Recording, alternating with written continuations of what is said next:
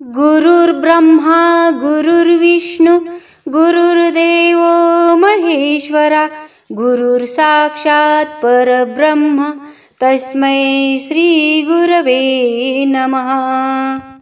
रामकृष्ण हरी मंडळी, भारतीय संस्कृतीत एक गोष्ट अगदी खोलवर रुजलेली आहे। गुरुविना ज्ञान नाही, गुरुविना मार्ग नाही आणि गुरुविना मोक्ष नाही। मनुष्य कितीही बुद्धिमान असला, कितीही विद्वान असला, परंतु सत्याचा मार्ग फक्त एकच दाखवतो, तो म्हणजे सद्गुरू। आज आपण ऐकणार आहोत संत ज्ञानेश्वर महाराजांच्या हरिपाठातील 6वा अभंग, साधू बोध झाला तो नुरुनिया ठेला। हा अभंग फक्त शब्द नाहीत, हा जागृतीचा क्षण आहे, जणू अंधकारात अचानक पेटलेली दीप ज्योत। माऊली सांगतात, जेव्हा गुरुकृपेची ज्योत मनात पेटते तेव्हा जीवनातील अज्ञान, दुःख, संघर्ष सगळं जणू कापुरासारखं क्षणात होरपळून जातं आणि आत्मज्ञानाची ज्योती प्रकट होते। आजच्या या व्हिडिओमध्ये आपण या अभंगाचं अद्भुत विवेचन ऐकणार आहोत। सद्गुरूंच्या मार्गदर्शनाने जीवनात कसा बदल घडतो, आत्मतत्वाची अनुभूती कशी होते आणि माऊली हरिभक्त ज्ञानदेवा गोडी संगती सज्जनी असे म्हणतात, तर याच्या मागे काय रहस्य आहे? या अभंगाचं गूढ रहस्य जाणून घेण्यासाठी मित्रांनो हा व्हिडिओ शेवटपर्यंत नक्की पहा, कारण साधूचा अंकिला म्हणजे नेमकं काय, साधू संघ आणि गुरु संघाने जीवनात काय परिवर्तन होतं याचं उत्तर अतिशय सुंदर रीतीने तुम्हाला या अभंगातून मिळणार आहे। चला तर या व्हिडिओला सुरुवात करूया।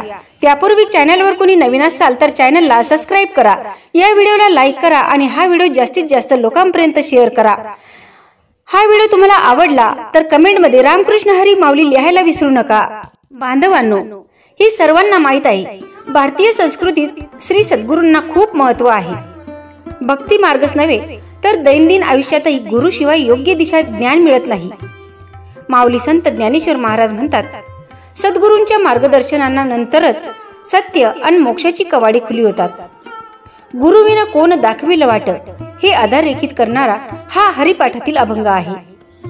साधू बोध झाला तो नुरुनिया ठेला, ठाईचा मुरला अनुभवे, कापुराची वाती उजळाला ज्योती, ठाईचा समाप्ती झाली जैसी। मोक्षरेखे आला भाग्य विनटला, साधूचा अंकिता हरिभक्त, ज्ञानदेवा गोडी संगती सज्जनी, हरी दिसे जनी आत्मतत्वी। जोपर्यंत सद्गुरू उपदेश करत नाहीत तोपर्यंत जीव देह इंद्रियातच अडकलेला असतो। सद्गुरूंनी बोध केल्यावर देह इंद्रियातील मी ब्रह्म आहे असा अनुभव येतो, म्हणजे ईश्वर बाहेर नाही तर माझ्यातच ईश्वराचे अधिष्ठान आहे। माझा आत्मा व ईश्वर एकच आहे आणि हे सत्य समजल्यावर तो तिथेच रममाण होतो।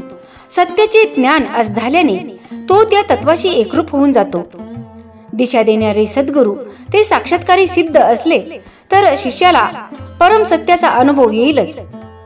पात्रता नसताना दीक्षा देणे म्हणजे बुवाबाजी। मग अशा बुवाबाकडून नामदीक्षा घेतली तरी नामदीक्षा सोबत येणारे चैतन्य बुवाकडेच नसेल तर शिष्याला कुठून प्राप्त होणार? याचा अर्थ शिष्याची प्रगती होणार नाही। यासाठीच सद्गुरू करताना त्यांची पात्रता पारखून घ्यावी। साधू कोणास म्हणावे? साधुत्व हे कोणत्याही बाह्य वेशभूषेवर, धर्म व तत्वज्ञान यांच्या प्रगाढ्य अभ्यासावर किंवा उत्तम कीर्तन प्रवचन लेखन करता येण्यावर अवलंबून नाही। साधुता म्हणजे अंतःकरणाची निर्मलता, मन बुद्धी स्थिर असणे, निर्मोही, सर्वभूती प्रेम दया असणे, वागण्यात असत्यता, सरलता आणि काम क्रोधासारख्या विकारावर संयम असणे आवश्यक आहे। शिष्य कसा असावा? तर मी या प्रसिद्ध सिद्ध पुरुषाकडून गुरु दीक्षा घेतली आहे याचे फक्त गोडवे गात बसला आणि त्यातच धन्यता मानत बसला तर काहीच उपयोग नाही।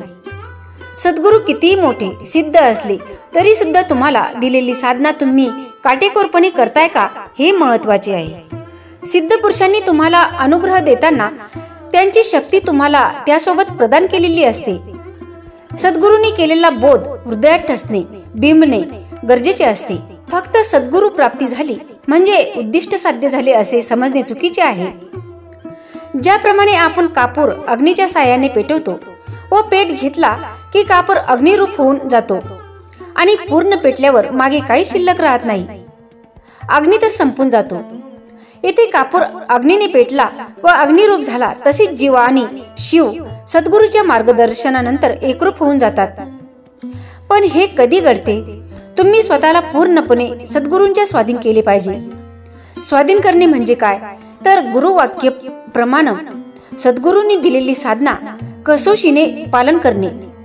तेव्हा सद्गुरूंच्या कृपेने तो मोक्षाच्या जवळ येतो किंवा मोक्ष प्राप्त होतो. प्रथम सद्गुरू सत्पुरुषाकडून अनुग्रह मिळवणे, नंतर साधना सुरू असताना व अनुभव आल्यानंतरही सतत साधू सत्पुरुषांचा संतांचा सहवास लाभणे. यामुळे साधक ज्ञानी, अनुभव समृद्ध व कृतार्थ होतो. मोक्षरेखे येणे म्हणजे भक्ताची आध्यात्मिक पातळी उंचावणे व या अवस्थेतच भक्ताला परमात्म्याचा आपल्या इष्टदेवतेच्या रूपात साक्षात्कार होतो. ज्ञानदेव महाराज म्हणतात की मला साधू संतांच्या संगतीत असण्यातच गोडी वाटते. दोन साधू संत एकत्र आले की ते उगाच तुझे कसे चालले आणि मी सध्या काय करतो अशा भौतिकातल्या गप्पा छाटत नाहीत. ते भगवंत स्तुतीतच तल्लीन होऊन जातात. त्या साधू संतांचे भगवंत स्तुतीत लीन होणे आणि आपणास ते प्रत्यक्ष पाहता येणे हा आपल्या चित्तावर कोरला जाणारा मोठा संस्कार असतो. मला सर्व जनात आणि वनात आत्मतत्व रूप हरीच दिसत आहे असे माऊली म्हणतात. म्हणजे सर्व सजीवामध्ये, चराचरामध्ये मला तेच हरितत्व दिसत आहे, जे शिवातही आहे आणि जीवातही आहे. यातून संत शिरोमणी श्री ज्ञानेश्वर माऊलींना हे सांगायचे आहे की सद्गुरूच्या मार्गदर्शनानंतरच सत्य काय आहे ते समजेल. आणि सत्य समजले की त्या आपल्याच आत असलेल्या ज्ञानरूप ब्रह्मामध्ये, हरितत्वामध्ये अशा रीतीने विलिनीकरण होते की काहीच शिल्लक राहत नाही. सद्गुरूंच्या अंकित झाले की शिष्याची विद्या अविद्येची निवृत्ती होऊन तो मोक्षपदास पोहोचतो. तर बांधवांनो, हरिपाठातील हा 6वा अभंग आपल्याला एक अत्यंत गुढ पण खरं सत्य सांगून जातो. सद्गुरू म्हणजे कापुराची वात, तेवढे दिसतात पण प्रकाश कायम ठेवून जातात. त्यांच्या कृपेने मनातील अज्ञान क्षणात जळून जातं आणि उतरतं ते फक्त शुद्ध आत्मतत्व, निर्मळ चैतन्य आणि हरिभक्तीची अनुभूती. संत ज्ञानेश्वर महाराजांचा संदेश किती साधा पण किती खोल. गुरुविना ज्ञान नाही, गुरुविना मोक्ष नाही. जेव्हा हरिभक्त सद्गुरूंच्या संगतीत जातो तेव्हा त्याचं भाग्य उजळतं, जीवन बदलतं आणि हरी स्वतः त्या हृदयात दर्शन देतो. जर आजचा हा अभंग विवेचनाचा प्रवास तुम्हाला भावला असेल तर या दिव्य संदेशाला स्वतःपुरता ठेवू नका, इतरांपर्यंत पोचवा. कारण एक प्रकाश दुसऱ्याला लावला की जग उजळतं. पुढच्या भागात भेटूया आणखी एका आध्यात्मिक मोत्यासह. तोपर्यंत हरी ज्ञानदेवाप्रमाणे तुमच्या अंतकरणातही उजळत राहो. रामकृष्ण हरी.